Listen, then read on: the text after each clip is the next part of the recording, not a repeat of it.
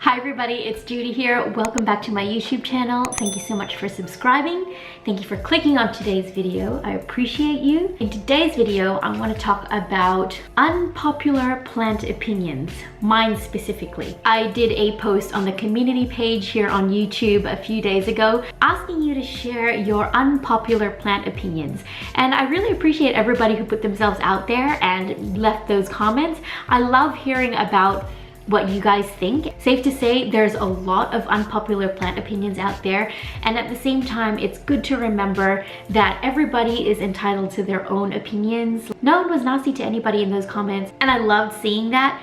Just being kind to each other and acknowledging that everybody has a voice, and there's absolutely no judgment from me at all whatsoever. The only place where I will draw a line if someone expresses their opinion in a really nasty way, and that's something that I will not tolerate here on my channel. Although I've only come across a couple people who have done that and they were blocked instantly, so I just, you know, it is what it is. Okay, I want to talk about my unpopular plant opinions.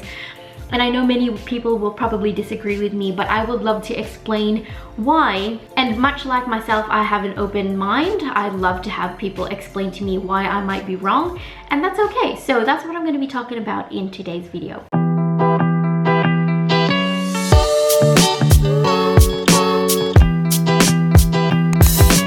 Now, the first unpopular plant opinion that I believe many people will actually disagree with me on, but just hear me out. Now, I don't believe that plant plugs cause issues for plants. Now, if you're not sure what plant plugs are and what I'm talking about, I'm gonna leave a photo right here so you know what they look like.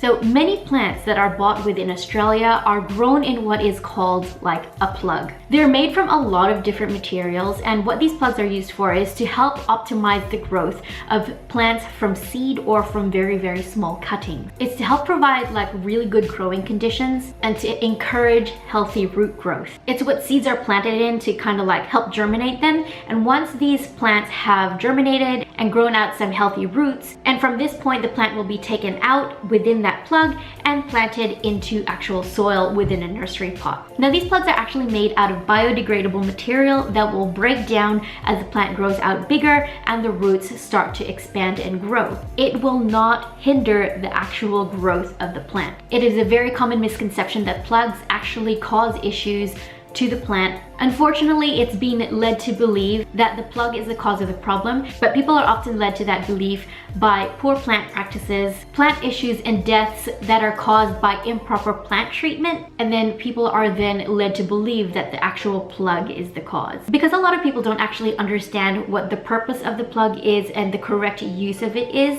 that's actually where the blame is going when it's really not actually the cause of plant issues that might be presenting themselves. Often what the actual issue is that plants are being overwatered or repotted way too quickly. Because of supply and demand in Australia and everywhere around the world really is so big, the demand for indoor plants has grown exponentially. So many indoor plants are actually being grown in these plugs, and not all of them are struggling or dying. To be honest, I probably have so many plants here that are still sitting in the original plugs, and I've only repotted that plant when it's root bound within its nursery pot. Often a lot of my plants will sit in the original nursery pot for a year or maybe 2 years, and I will only repot it if the soil has become really compact from all the waterings or they've started to be root bound. And in all of these instances, these plants will still be sitting in those plugs. As you can see, they're okay. They're doing okay. So the plug is really not the issue. It's often plant practices that are detrimental to the plant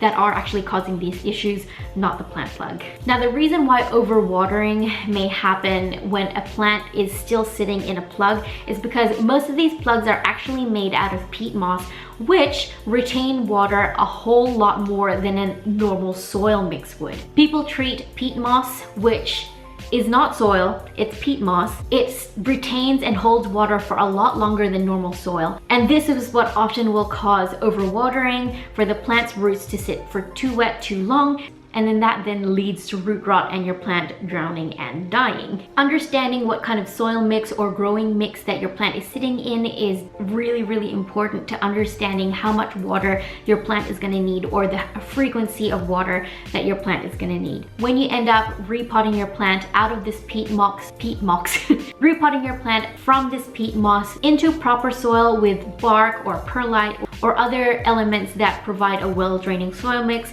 this will then break down the plug, the peat moss plug or the plant plug, and over time it will disintegrate and break away, and the bigger the roots start to grow, it'll start to push out of this plug and just disintegrate and break away. It's biodegradable. It is not choking your plant. It is not killing your plant. Plant plugs are merely the things that people start out growing the plant in to germinate the seed or a small cutting or a small seedling.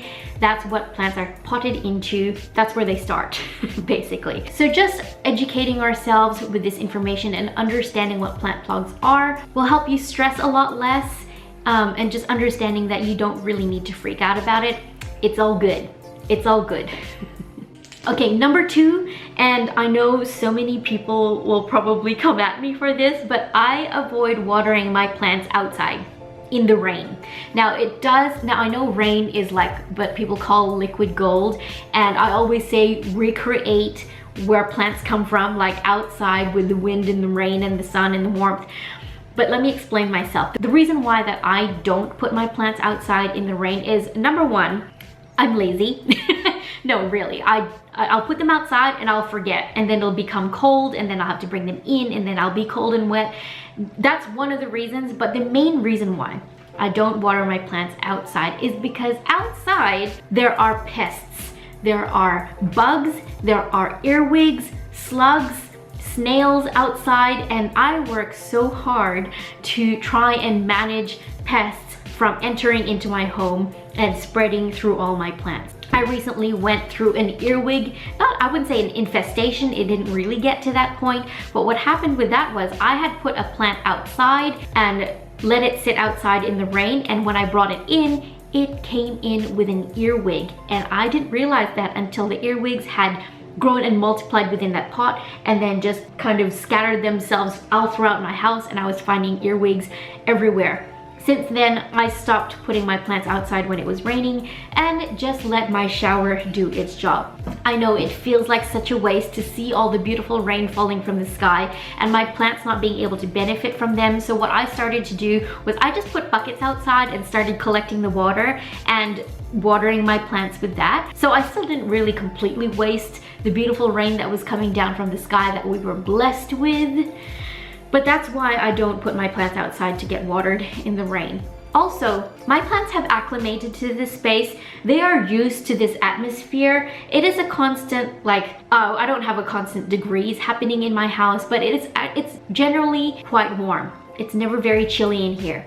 If I put my fiddle leaf fig tree outside, for example, or a ficus or a calathea or an alec, any of them, if I put it outside, it's not used to that atmosphere. It's not used to being in the great outdoors, and it'll probably go into shock. So that's why I don't want to subject my plants to being outside all of a sudden. Now, if you're someone who likes to rotate your plants, put them outside in the spring, bring them inside for the winter, maybe that's okay. Maybe that would work for you. Or if maybe you have a little balcony or a porch or veranda where your plants are kind of like outside but not really outside, like that might work for you. But for me personally, it just doesn't work for me.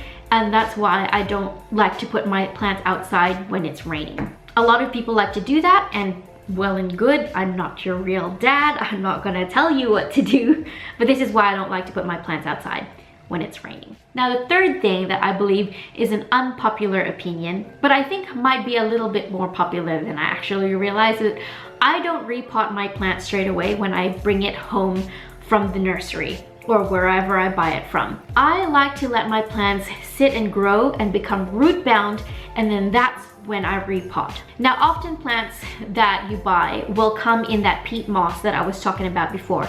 It's not actually soil. The reason why growers plant their plants into peat moss rather than soil is because it's a really cheap alternative, especially when you are bulk growing. You want a cheap alternative to grow your plants in, so they use peat moss. I don't personally like that. I don't like to leave my plants in that, but it is more detrimental to repot my plant straight away than it is to let it sit in that peat moss, let the roots grow out, and then repot it later on down the road. This is an example of a plant that has been growing in peat moss since I bought it. I bought this about 6-8 months ago, something like that, and it's literally still sitting in the peat moss and the nursery pot that I bought it in, and it has actually doubled in size, or tripled in size, I should say. It would probably grow a lot faster and be a lot more thrivey if I had it in some better soil mix.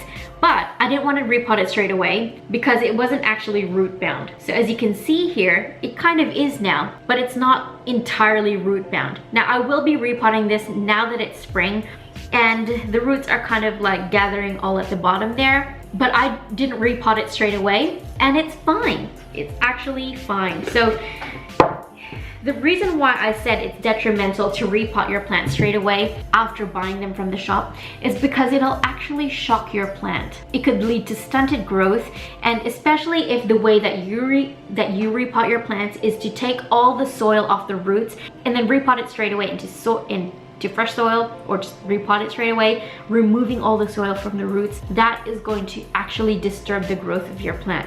The way that I repot is just literally take it out, maybe give it a few pinches at the bottom, take off some of the older soil from up the top, and leave the root ball as intact as I possibly can without disturbing it. Nature will do the rest. I'll put that into a fresh pot of soil. Nature will do the rest. The roots will find their way, and the new soil will just start to blend and mix in with the root ball of the plant. Nature's a wonderful thing. Plants are quite resilient, especially if you don't disturb them too much. So yeah, I was getting to the point of why I don't repot them straight away. They've come from a grow house and gone to the nursery or the retail place where you bought it from, and then they've come into your home. They've gone through so many different stages in a very short amount of time. So your plant is struggling already to know what to do, to figure out where it is. Like imagine if you had to move house 3 times in 1 week or 3 times in 2 weeks. That would make you feel really unsettled, right? Like I feel like our plants are the same. Well, maybe not quite the same because they don't have thoughts, feelings, or emotions like us humans do. But just imagine, put yourself in the shoes or in the pot of your plant. I like to let my plants acclimate into my space before even thinking about repotting them. The fact that the roots have grown and become bound within the pot means that they have adjusted to this space, they are happy, they're growing, they're thriving, and then that's when I go ahead and repot my plant. All right, I'm gonna move on because I have like 11, so I'm gonna move on. Number 4 is I fertilize my plants during the winter. As a general rule, I will tell most people only feed your plants during the spring and summer because that's when plants grow the most. But the reason why I fertilize my plants still even during the winter is because generally my plants are still growing through the winter. I provide an even 22 degrees within my home during the winter. I have my wall unit running on the lowest setting and just have it on as a constant 22 degrees. And that way my plants actually didn't go into hibernation, which means they're still growing with new leaves, which means they need food to continue to grow. Sure, they slow down a bit because it's not as warm as it normally would be. The sun doesn't come through as much because it's constantly behind the clouds during the winter. So they do slow down, but they are still growing, which is why I still fertilize my plants during the winter. If your plants are still trying to push out new growth, if they're still growing, then fertilize them by all means. But the thing that I do is whenever I fertilize, I do it with every single watering, but do it with a really weak solution of Thrive, which is what I'm currently using as my fertilizer of choice for my plants. Doing less fertilizer more often means it's just a constant slow burn of feed, and the plants are never with or without feed. It's just a constant, consistent feeding through the soil. Hope that makes sense. Okay, moving on to number 5. I take off any flowers that my plants might grow. As much as I appreciate the beauty of the nature of these flowers, like, oh, the plant is happy, it's growing flowers, I cut them off. Especially my peperomia, those tend to shoot off a lot of flowers. I cut them all off. These flowers are taking up a lot of energy from the plant to bloom. So I take off the flowers, it provides more energy and growth for the foliage to actually become green and grow and thrive.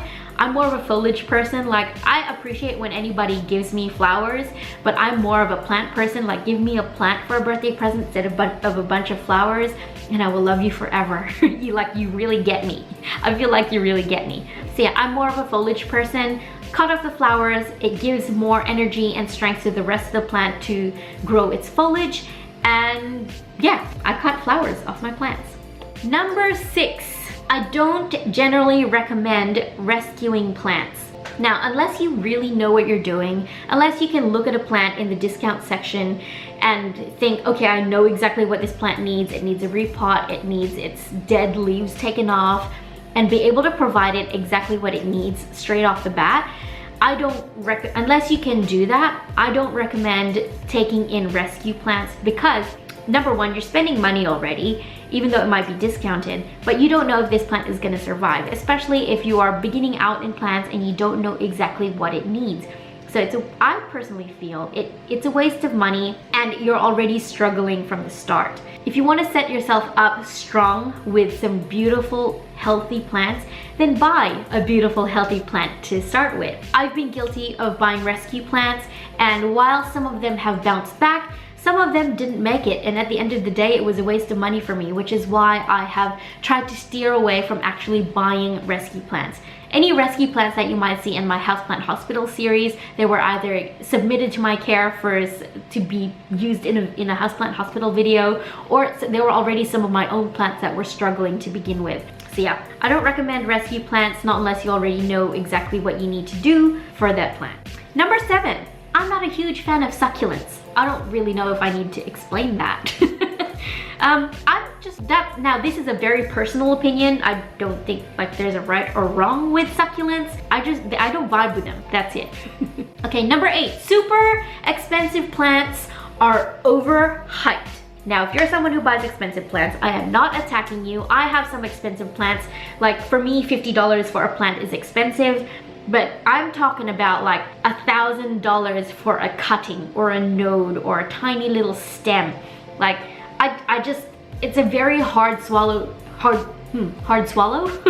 No, it's a very hard pill for me to swallow, to drop that much money on a plant that I don't even know is viable, that I don't even know if it's gonna take or if it's gonna grow. Like if I'm gonna spend $1,000 on a plant, I want it to be hella huge, lush, like vibrant, like I want it to be a huge plant.